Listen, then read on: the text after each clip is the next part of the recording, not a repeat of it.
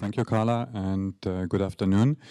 I would like to present to you in the next 20 minutes we have, more or less, an update on the rulemaking activities, particularly related to Part 21.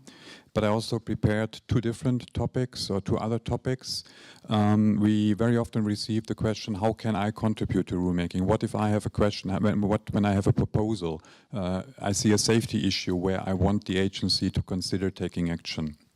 So I'm going to show you on how you can contribute in our rulemaking process. And we also very often receive the question of what is the value, what is the quality of a certification memorandum? What kind of interpretation is this? And I'm going to explain to you at the end of the presentation in a couple of minutes what a certification memorandum is and how it relates, for example, to an AMC guidance material. So starting with an update on the Part 21 related rulemaking activities. Those of you who have seen me presenting in the past 6 months, you will see these slides have not changed very often. I see a couple of familiar faces, so you can sit and relax for a couple of minutes. On Part 21, there are not many updates recently. I've put here the perspective of the past 12 months, so basically since the last STC workshop. In these past 12 months, there were no changes to the rule itself, no changes to Part 21. We have also not submitted any proposal, any opinion to the European Commission for future changes, but there are two pending opinions in Brussels. The one is related to Rulemaking Task 262 on level of involvement. My colleague Leonardo presented to you yesterday the details of that rulemaking activity. So here we are still waiting for the adoption of the Part 21 change, which hopefully happens towards the end of this year. And there's also a rulemaking proposal more related to a Part 26 change, so retrospective change of the design, production cut-in and retrofit of aircraft already flying, already certified, which is Part 26. But there will be a minor change to Part 21 also stemming from that proposal. But this rule change will not happen this year, definitely only next year. On the AMC and guidance material side, we had a change to the AMC and guidance material to Part 21 end of last year in December. This was a combination of two rulemaking activities combined under this rulemaking task 0031. The big part of the change there was that we replaced the guidance material on the changed product rule, 21A 101.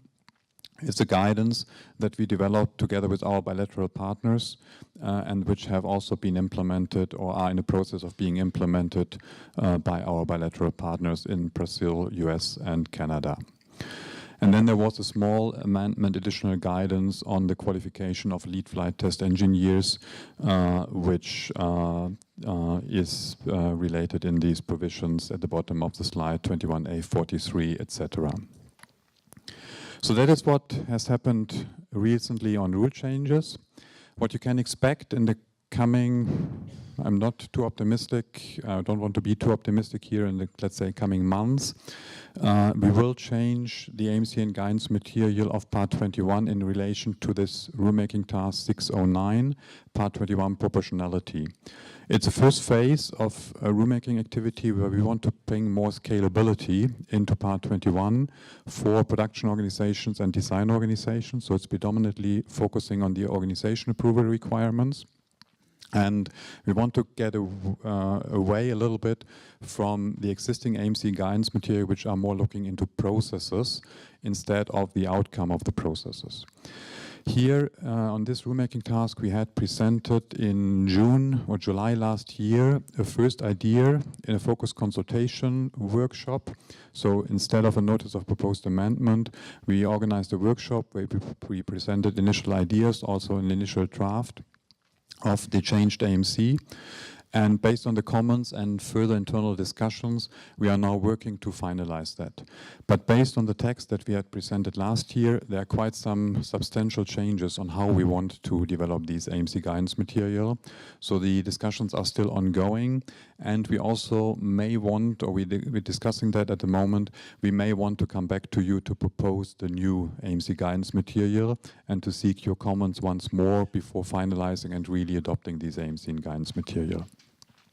But it's at a stage where we are about to close the internal discussion. Then there are 3 rulemaking tasks where the NPA was published and the consultation period has recently ended. It was on parts without Form 1.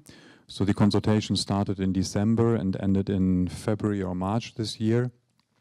The AMC guidance material for level of involvement and the instruction for continued airworthiness, the consultation here ended quite recently, 2 or 3 weeks ago. So we are now starting to look into the comments received and going to prepare then the final proposal on these 3 rulemaking tasks. At the moment there is no open consultation, so no active NPA on which you could comment, but there's quite an interesting one coming up on safety management systems. Rulemaking task 251. We will actually have at the end of this week, Thursday and Friday, the probably last what we call a focus consultation group meeting, rulemaking group meeting to discuss the proposal. And then after that we will finalize the proposal and publish the NPA in August, maybe latest September. So please follow that development. It will be quite an interesting change in Part 21. What I've prepared on the next slide for you is an overview of all the active rulemaking activities related to Part 21, so not only the ones which you can see in the coming weeks. But a word of caution here, what I've put on the slide is what we've developed end of last year, what we presented to our management board in December, with some slight amendments, slight updates beginning of the year. But we are already in a discussion for the rulemaking program 2019-2023. And there will be quite some interesting, important reconsiderations of the rulemaking program. So here you see what is currently planned. That's our currently planned rulemaking activities related to Part 21. But some of these tasks will definitely change. The priorities may change. You may have heard that we are looking at what we call a rulemaking cool down. We want to produce less opinions, less proposals for rule changes, including Part 21, to the European Commission. In order to make the system a bit more effective, efficient. You see also on the 2 opinions that are pending from Part 21 with the European Commission. They are already in Brussels since a bit more than almost 2 years. We published the 2 proposals in 2016. And the whole EASA system is at the moment not able to digest all the opinions, rule proposals that we are going to propose. So we need to be really careful of what we are going to propose and focus on those opinions which are really important. So overall in the EASA system, you will see in the next years less opinions than in the past. And this may also affect the opinions that you see here in red color related to Part 21. We may delay certain opinions in order to only issue 1 opinion instead of 2 or 3 within a year or 6 months, 1.5 years time. For example, we will very likely propose to delay the ICA opinion, which is for the time being scheduled for the end of the year, and combine it with the proposal for SMS into next year. You may see all these changes very soon as a proposal, and we're going to consult the draft EPAS and included in the draft EPAS, the draft rulemaking program. So there you will see what we have in mind for next year's planning. The second big consideration is that you are certainly familiar with the revision of our basic regulation. We are waiting any day for the adoption of the new basic regulation, and there will be new things that we have to take up from this new basic regulation, including also in Part 21. We have to have a look into new topics like the regulation of non-installed equipment, what we don't know today, in addition to parts and appliances. We will have to consider the use of declarations instead of certificates, also in Part 21. We have to bring in more proportionality into Part 21. All of that stems from the basic regulation. And at the moment we have an internal discussion on how to prioritize these activities, what to take up first. And actually tomorrow, I think tomorrow is the management board meeting, and Patrick Key is going to present to the management board a first idea of a roadmap on how the agency is going to take up these new activities, new actions from the revised basic regulation, including rulemaking. It's not only rulemaking what will be discussed there. So you will see definitely a new task coming up on that slide, where we will implement the revised basic regulation. We may merge it, combine it with this rulemaking activity, because we already anticipated that change coming in the revised basic regulation, but it may also affect some of the priorities that you see on this slide, because we have to see what we can do with the existing resources in order to cope with all the rulemaking activities. Unless you have a specific question on any of the rulemaking tasks, which I suggest maybe we take at the end of my presentation, I will continue with the other topic. For your documentation, for most of the activities, I prepared one slide as a reference material for you with the detailed timelines and also the objective and important decisions taken in these rulemaking activities, but please feel free to come back with a question if you have any on these rulemaking activities after my presentation. We will have some questions at the end of your presentation. Okay, thank you. So with that, I come to the second topic, which is the question: how can I contribute to EASA's rulemaking activities? And here basically I have three main streams how you can contribute to our activities. First question is, how can you contribute if you have a rulemaking proposal? If you see a safety issue that you want to highlight to us, maybe even have a proposal on how to react on a safety issue. You may be familiar with our website. So under the document library, rulemaking process, you have here a line, rulemaking proposal. And here we describe on how you can contribute, how you can make a rulemaking proposal. And you'll find there, if you click here on candidate issue form, you will find this web form where you can describe the issue that you've seen. You can describe who you see is affected from that issue. And also scrolling down further, you can provide some ideas, some rationale that you see, and how you suggest this can be tackled. We are collecting all these proposals. We have an inventory of potential or candidate rulemaking tasks. And once in a year, we are assessing these candidate tasks. We will assess them in our PR process, preliminary impact assessment process. So here, feel free at any moment in time to make a proposal for future rulemaking to us. And then all the proposals that we have, all the ongoing activities, we program them. We estimate when can we work on these activities.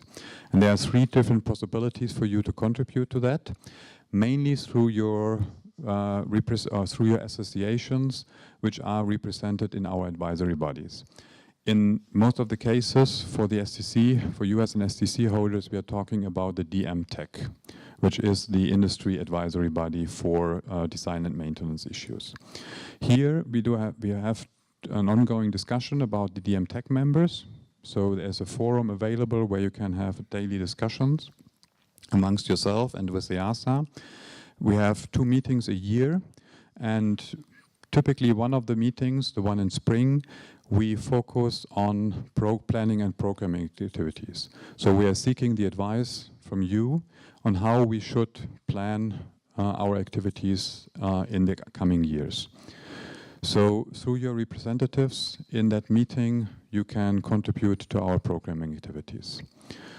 Also, the PIA that I just mentioned, the preliminary impact assessment of the candidate issues, we do consult it with you. We consult it with the advisory bodies again. So it's not a fixed time of the year where you see the proposal. We just published or just shared 2 proposals with the advisory bodies, one of them on rotorcraft safety. The other one was on maintenance, if I remember correctly, which are at the moment under consultation, where you can contribute, where you can comment on how we see the safety issue being tackled, for example, with rulemaking. And the last possibility in the programming phase is you can comment on the draft EPAS. What I just mentioned, what is going to start soon. Here on this picture, you see our programming cycle. How we are developing the EPAS and including in the EPAS the rulemaking program. And typically, in the beginning of the year, around June, July, we do consult a draft EPAS with the strategic priorities and an idea of how we want to program the different rulemaking activities with the advisory bodies. My colleagues who prepare the document are in the final phase of preparing that draft document, and we will share that probably still in the month of June with you. And this last point is probably the one with which you are most familiar. Once the rulemaking activity has started, you can of course contribute again through the advisory bodies on the draft terms of reference. We do consult them with the advisory bodies, and then once we have a first proposal, we publish that in a notice of proposed amendment, which is open for public consultation, typically for 3 months. There, anybody can comment. So these are the 3 big streams on how you can contribute to our planning, programming, and then execution of the rulemaking activities, development of the rule activities. And then the last topic that I've prepared is on how does EASA interprets the rule, and especially interprets the rule outside of the AMC and guidance material. And here I would like to, just to set the scene, take a small step back, just looking at what we call the rules. So we have Part 21, which is a legislative document adopted by the European Commission based on a proposal from EASA. And this is a legislation that you have to follow that document. Then we have AMC and guidance material. AMCs, to Part 21, for example, show possible means on how to comply with Part 21. So the agency, as the author of these AMC guidance material, considers that what we describe in the AMC is an acceptable means of compliance. There's no or limited possibility for the NEA or for the competent authority not to accept that means of compliance. Also the guidance material, it's an interpretation of Part 21. We want to clarify the meaning of Part 21 or illustrate, give some examples. Again, something that comes from EASA, and it's basically both of the documents, AMC and guidance material, is basically a document that is prepared by the same people that make the rule proposal to the Commission.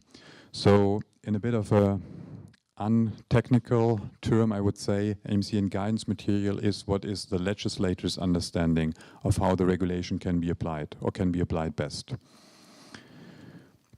And these AMC and guidance material, especially the AMC, ideally you use it when you want to show compliance with Part 21. If EASA is the competent authority, in most of your cases that's the case, then you use the AMC and guidance material and the EASA will accept it as a means of compliance.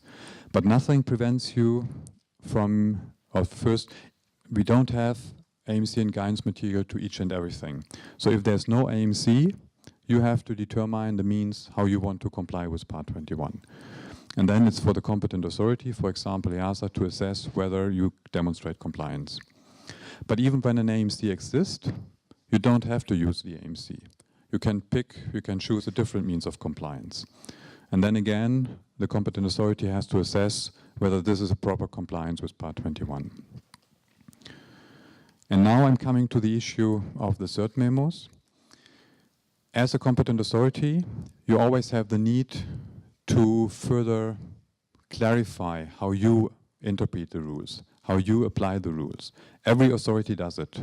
They use different tools, different formats like a directive or guidance material. When EASA gives an interpretation, EASA competent authority, not EASA legislator. EASA competent authority gives an interpretation to Part 21 or the AMCN guidance material. Then we use this tool of a cert memo, of a certification memorandum. So it's an interpretation from the competent authority. And we do have quite a number, I think it's around 60 or 70 certification memoranda, most of them related to CSs, further interpretation of CS 25, CS 23, but also there are some interpretation of Part 21. We have one on LOI, for example, which we published 2 years ago. We also have one on 21A, I have to see, 95, which we published recently as a proposal. What I wanted to highlight here is, or I wanted to provide you the link that on our website you have a full list of the existing interpretations that the EASA applies, in addition to the AMC guidance material, but also the ones which are planned, for which we don't have yet a proposal, but we think that we need to provide interpretative material, and also the ones which are under development. And we also consult all of these certification memoranda on our website. So before publishing it, before publishing the final interpretation, you have the possibility to comment on that. We'll consider your comments. We may adapt it based on your comments and then publish the final cert memo.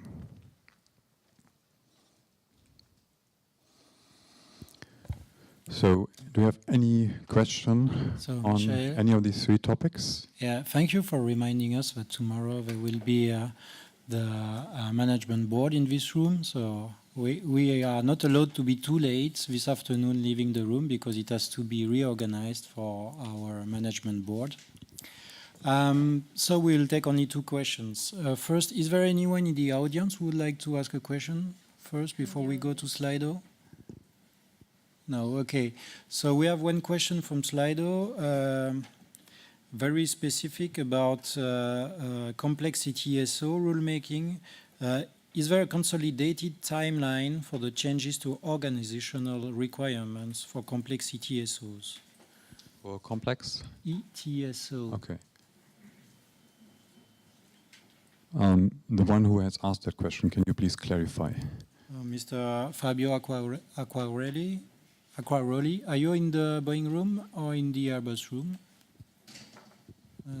Okay, so I suppose in the Boeing room. We can come back to you later anyway, this is no problem.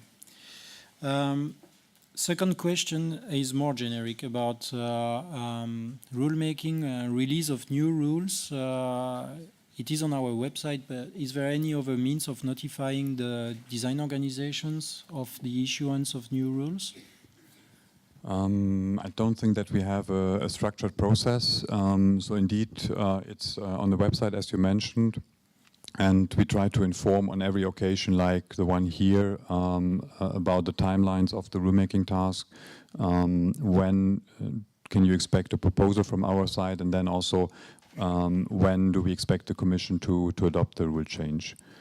So, for example, I think Leonardo mentioned yesterday that for level of involvement, we are quite at the end of the process, of the legislative process in the Commission, and that we expect the rule to be adopted, hopefully by the end of the year. So please stay tuned and check our website regularly. We have put a lot of efforts and money to make it as user-friendly as possible. If I may come back, Nicola, to the first question, if I understood it correctly, thinking about it. So we indeed plan some organizational changes on ETSOs, or some changes in the ETSO subpart, related to the organizational requirements, and that we will take up in the context of the new rulemaking activity, starting probably in the course of this year, latest beginning of next year, on the implementation of the basic regulation. If that was the question. Thank you very much.